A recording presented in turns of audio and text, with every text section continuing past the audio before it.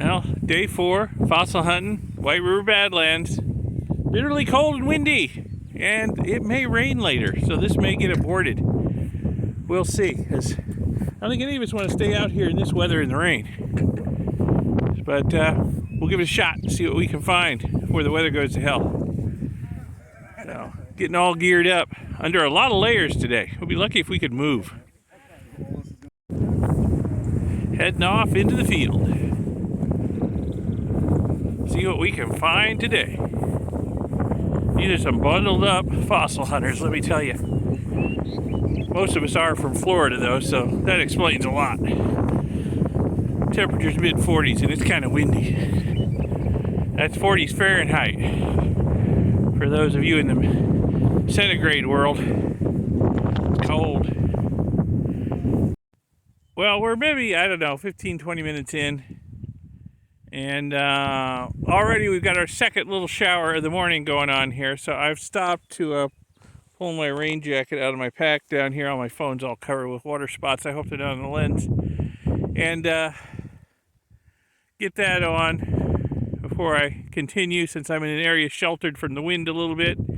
And I figured being up on one of these hills where the wind is really howling, getting it on would be difficult. So, all right, let me keep hunting. People way over there on those hills, and I'm gonna look around over here.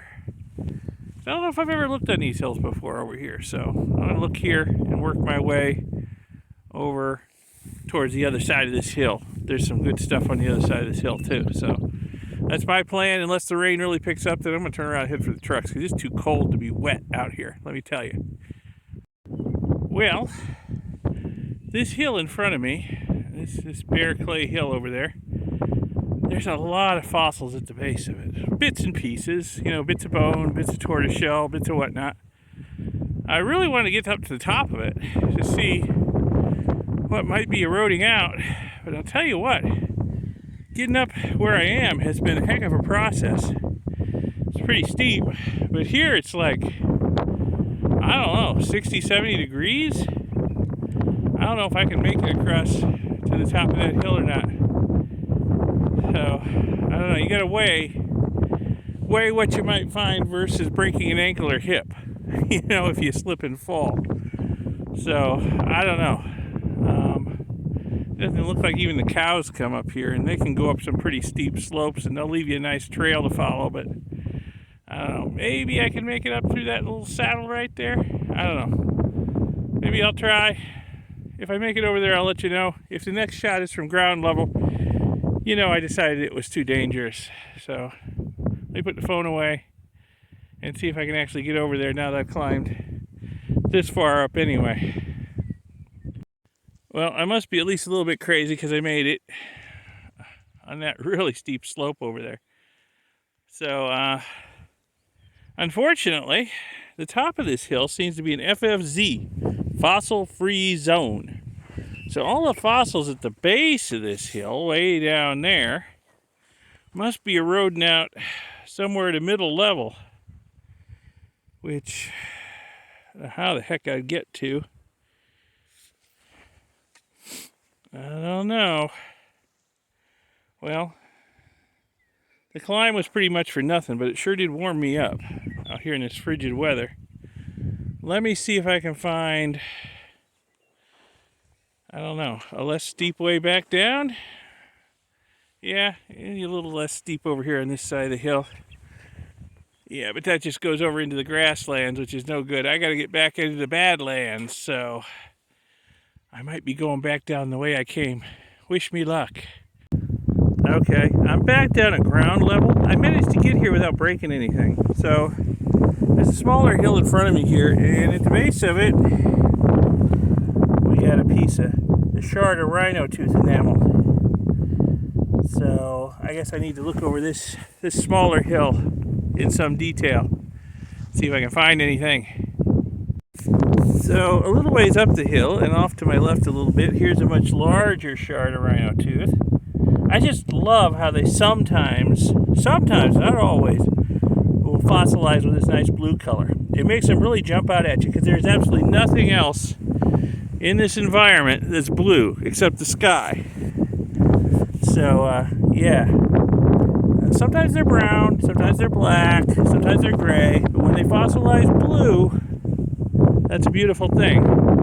But the pieces are getting bigger, so I need to keep searching this hill. Oh, here's another piece, right down here. Look at that.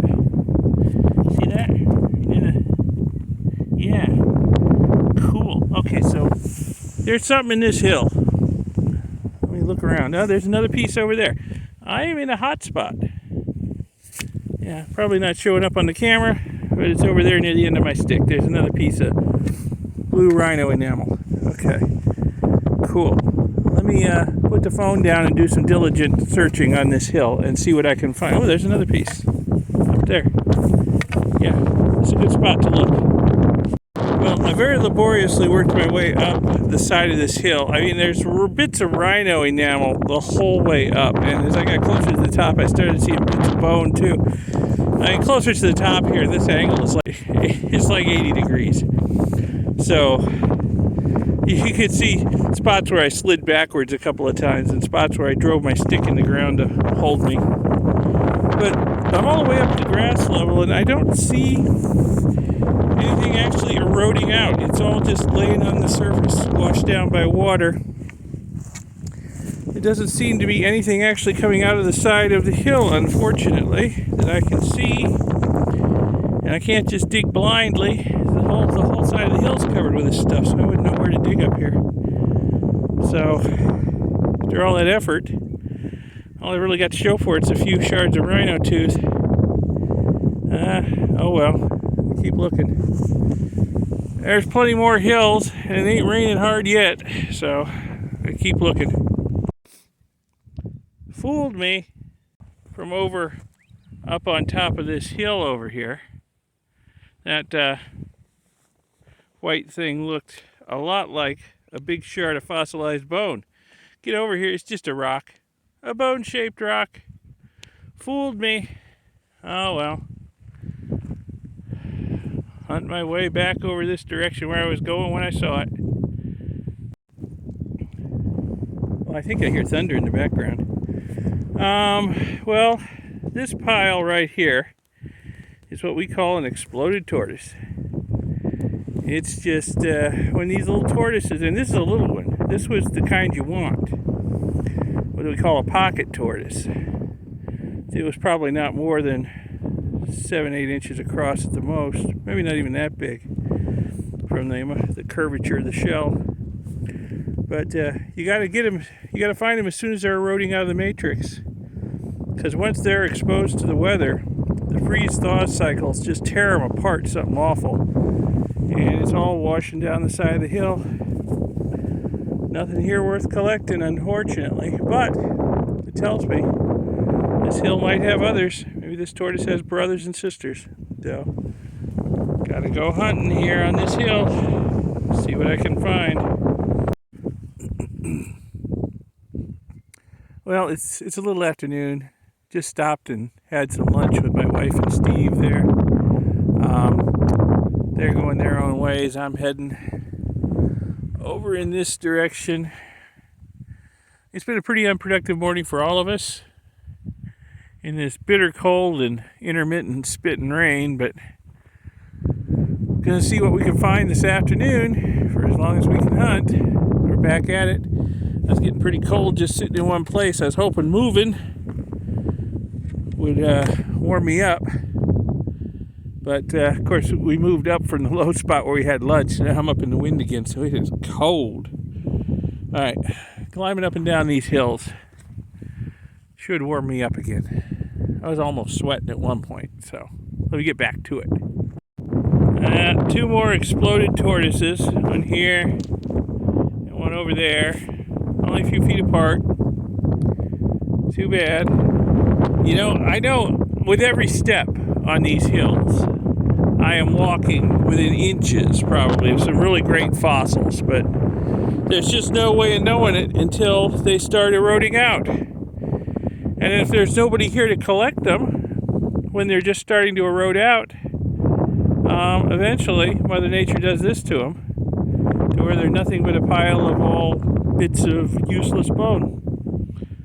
So, unfortunately, there's no good way to know what's right under your feet. Don't have Superman X-ray vision. And it's starting to rain again.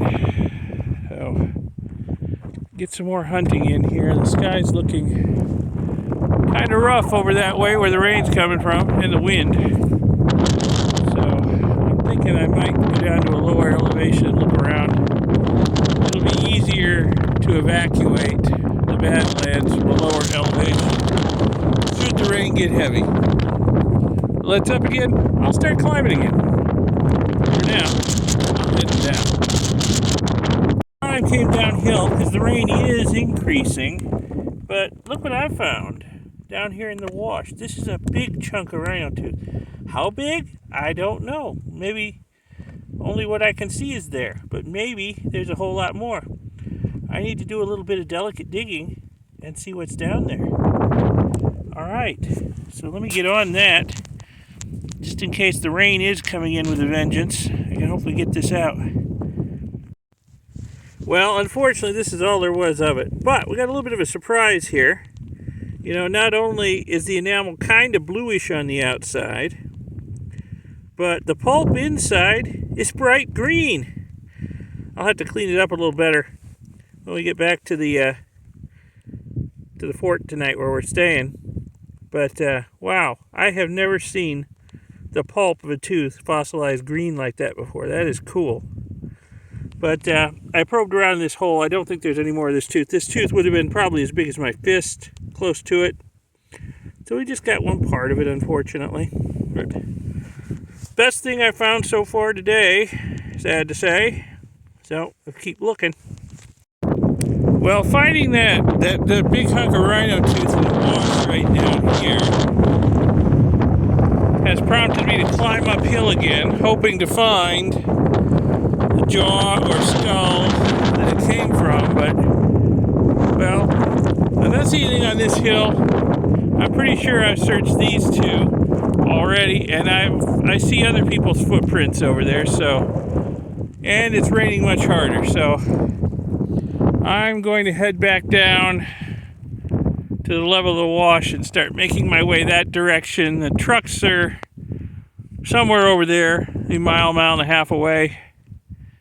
Well, now the rain has pretty much tailed off again, so, but I'm going to sort of mosey that way, searching my way as I go, of course, and because the sky does not look good, so I want to be, you know, heading that direction just in case it does open up. Well, got my rain jacket back on.